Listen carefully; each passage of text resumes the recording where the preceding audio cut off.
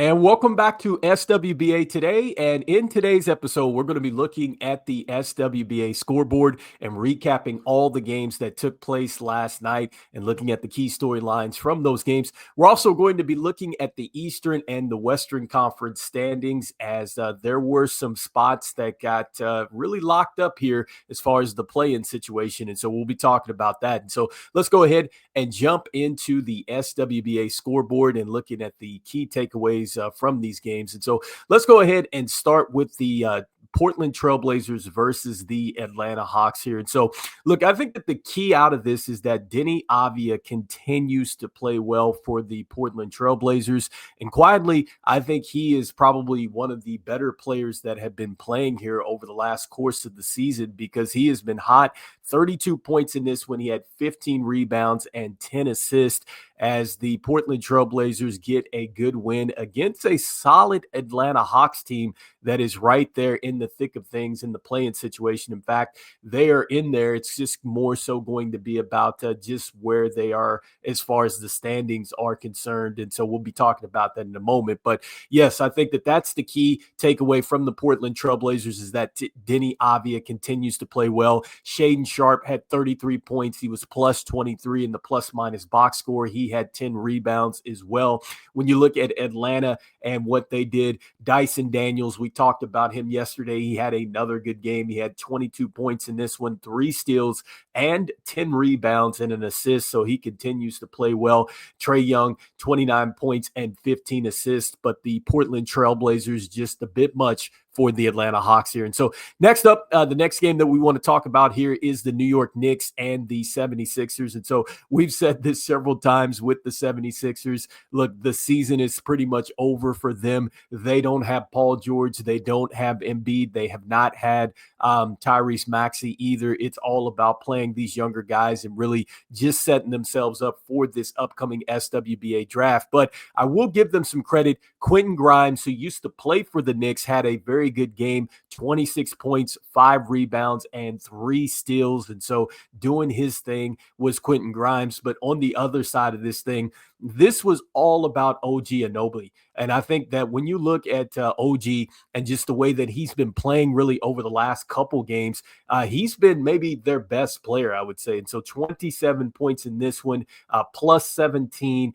He had 2 steals. He had 5 rebounds. He had some great dunks in this game, if you had a chance to look at that. And so, look, OG continues to play well for the New York Knicks. And so next up, the next game that we want to take a look at is going to be the Phoenix Suns and the Milwaukee Bucks. And so the Bucks win 133-123. And initially, when we look at Phoenix, we knew coming in that it was going to be a challenge for them. Kevin Durant twisted his ankle, didn't make the trip with the team. We'll hear a little bit more about that. But Devin Booker, look, he did everything that he could do to keep this team just within distance and try to win this game. He had 39 points, 11 assists in this as well, and 3 rebounds. So Devin Booker, he was absolutely hooping in this one, but it just wasn't enough because Giannis, look, he was on a tear in this game. He had 37 points. He also had 11 assists and 3 steals and a block shot. And so Giannis continuing to power the Bucks. And I think a really key storyline out of this as well is that when you look at the Phoenix Suns head coach, Coach Bud there, he used to coach for the Milwaukee Bucks. And so it was a bit of a homecoming here. Actually, it was a homecoming because he did win an SWBA championship with the Bucks. And so good to see him come back. But the Milwaukee Bucks take care of business there. And so next up, the next game on the schedule that we want to take a look at here is going to be the Orlando Magic versus the San Antonio Spurs. And so I think that the key takeaway out of this is that the Orlando Magic have been rolling because of their 2 stars. And I think it comes down to what Franz Wagner has been able to do along with Paulo Banchero. Like, I think that he has played very well for these, or both of these guys have played very well for this team, really since they've come back from injuries. And so they had 48 points combined in yesterday's game, 24 from Banchero, 24, 10 rebounds, and then also 4 assists and 2 steals. And then with Wagner, he had 24, 7 assists, and 5 rebounds. And so he was key for them. And also, too, they got a valuable contribution from KCP. I think that he played extremely well. This might be one of his better games with the Orlando Magic. So he had 23 points. He was 7 of 9 from deep, 8 of 11 from the field. So he had a very good game. And then on the other side of things, when you look at the San Antonio Spurs, we've been talking about this. Look, it might be one of the better up-and-coming young teams here. I think that you have to be extremely, encouraged if you're a Spurs fan with what you're seeing from Stephon Castle, because he played very well in this one, 16 points. He also had 6 assists and he had 8 rebounds, even though he was negative 22 in the plus-minus box score. I think he's pretty much wrapped up the SWBA Rookie of the Year award. And so next up, here is where we start to get into, I think, some of the better games of the night. And so let's go ahead and jump into the Golden State Warriors versus the Memphis Grizzlies here. And so, look, the key storyline out of this was it was Steph Curry, because Steph Curry had a phenomenal game in this one. He had, he hit 12 of 20 3-point shots, but he had a 52 points in this one, 10 rebounds. He had 8 assists and 5 steals. And so, look, that was incredible, because when you look at this statistically for Steph, he became the 3rd player in SWBA history with at least 50 points, 10 rebounds, 5 assists, and 5 steals in a game. So once again, you get Steph Curry making some history. And then on top of that, look, he got some great contributions from the rest of the team. You had Draymond Green, who had 13 points, 12 assists, and 10 rebounds. So Draymond doing Draymond type of things with the triple-double, getting that plus 13 in the plus-minus is huge. Then when you look at Jimmy Butler, he's been huge for this team since coming over. He had 27 points, 4 assists. He also had 6 rebounds, and so they had some good contributions there. And then when you look at the Memphis Grizzlies, look, they continue to struggle. And this is a team that just seems a bit lost with its identity and just trying to figure things out. We'll give them a ton of credit. Look, Ja Morant played well in this when he had 36 points. He was negative 11 in the plus-minus box score. He had 6 assists and 2 steals in this game.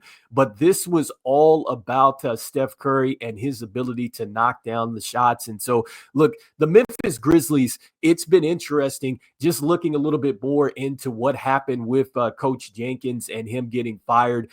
Looks like that his assistants were let go prior to the season, which probably symbolized that the franchise was getting ready to head into a different direction. And then when you look at it, just thinking about this, look, Ja Morant is a guy that, look, he is definitely a special talent. He's probably going to be a top 20 player in the SWBA, but you have to wonder, is he going to be the guy that is going to lead your franchise to, the championship? And I'm not sure if he's that player that is going to win multiple series for you. And so that is where the Memphis Grizzlies really have to try to figure something out, because if you're not going to go the distance with this star and you don't have any plan to bring in another star, the Memphis Grizzlies might have to consider maybe shopping him or perhaps looking to shake things up here. And so that's going to be interesting to see. But the Golden State Warriors continue to keep rolling. The Memphis Grizzlies have got to figure some stuff out. And so next up, the next game that we wanted to take a look at on the schedule here before we go into, I think, the game of the day, was going to be the Toronto Raptors versus the Chicago Bulls here. And so the Chicago Bulls win 137-118. I think that the first major key takeaway out of this is that the Chicago Bulls go ahead and they clinch a play-in spot. And so they are guaranteed to be into the play-in now. They have eliminated the Toronto Raptors here. And so they're out of this thing now, can simply focus on where they want to be at as far as just their draft positioning. We'll all see what happens there when it comes down to the ping pong balls. But here's the deal. And so, look, Josh Giddey almost had a triple-double for the Chicago Bulls, 17 points, 12 assists. He had 7 rebounds. He was +9. Kobe White, been the SWBA Eastern Conference Player of the month. Yeah, so 28 points in this one, 6 assists. He had 2 steals. He was +19, so he played very well. And when you look on the other side of this thing for the Toronto Raptors here, they got good contributions from Emmanuel Quickley. He had 17 points in this one. He also had 9 assists as well. And so that is essentially it for the Toronto Raptors, and Scotty Barnes did not have a very good game, only 9 points and 4 assists. And so next up, this leads us to the game of the night, and that was the Minnesota Timberwolves versus the Denver Nuggets. And so this was a game in which the Timberwolves came back in this game. They were down. This was on the road for the Timberwolves. And this had everything of an SWBA playoff game. I think that this literally took me back to last season with the way that these two teams played. And so let's start with just the individual performances here. And so let's start with Nikola Jokic. Look, he had a 61-point effort with 10 rebounds and 10 assists. That's absolutely wild. He had a 61-point triple-double. So let's start there. Then you have Anthony Edwards, who had 34 points, 10 rebounds, and 8 assists. And he literally hit big shot after big shot. This was incredible. This went into 2 overtimes in which the Denver Nuggets really had a chance to really seal the deal. Westbrook is running down with about 12, 13 seconds to go. He misses a layup, and then Minnesota does not call a timeout in the second overtime. You could tell that Denver, look, they were scattered on the defensive end. So you have to give Coach Finch a lot of credit for letting the players play. They end up getting it to Anthony Edwards, who goes in and just kind of, goes at the defense and draws them in, kicks it out to Ender, and he hits, or he doesn't hit a three-point shot, but he's fouled by Russell Westbrook, which essentially is what won it for the Timberwolves because he was able to hit the free throws at the line. And so, look, I think that Alexander Walker was terrific for the Timberwolves, especially down the stretch. He hit some critical three-pointers in this one, 26 points, 8 assists, and plus 14. And then when you look at Anthony Edwards and just his efficiency, plus 8 in this one. And so, look, the Timberwolves find a way to gut it out. Julius Randle has a good game, 26 points and 9 rebounds and 7 assists. I think quietly he settled in. But this is the issue that you have with the Denver Nuggets. Now, keep in mind, they didn't have Jamal Murray, but that bench is something that is very suspect for the Denver Nuggets. And so a tough loss for the Nuggets, a good win for the Timberwolves. Certainly this was, I think, the game of the night. And so with that being said, I'm going to quickly take a look here at the SWBA standings because we were just talking about this.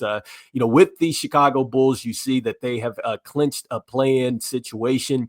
And then you're seeing 7, 8, and 9. Those teams are essentially in there. It's just a matter of just the positioning. And so I think that is where we're going to find out what is going to happen here within the next 6 games or so. You still have the Cleveland Cavaliers, who are at the top of the Eastern Conference. The Celtics, they've taken care of business. Still think that they're my favorite. You got the Knicks, who I think they have some reinforcements on the way with Jalen Brunson. He talked about wanting to get out there and get a rhythm before the SWBA playoffs start. So be looking for that. The Pacers starting to look a lot like they did last season with the way that they're scoring the basketball, and the Pistons have been playing with an edge, with a super chip on their shoulder. And so I don't know if anybody wants to see the Pistons. And the Bucks, they are holding on. Giannis has been playing spectacular for this team, but I still think that they don't have enough. They're going to need some more, I think, help from their bench as well. And so next we'll go ahead and shift focus and look at the Western Conference. And so, look,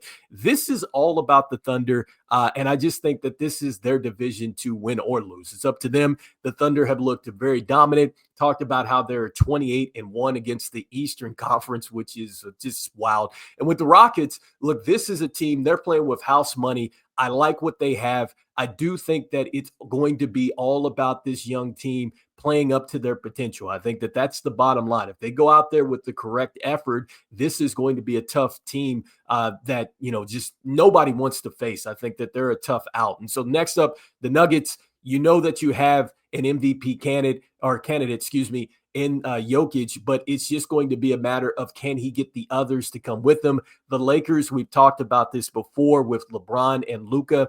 First, they must get past hero ball. Next, they have got to figure out what they're going to do with the interior because they only have one center really on this roster. And so for the most part, it's a small team, a little bit older with LeBron James and having to rely on him. So that's going to be interesting. With the Warriors, look, that was a critical win for them. You are now seeing that they are in fifth.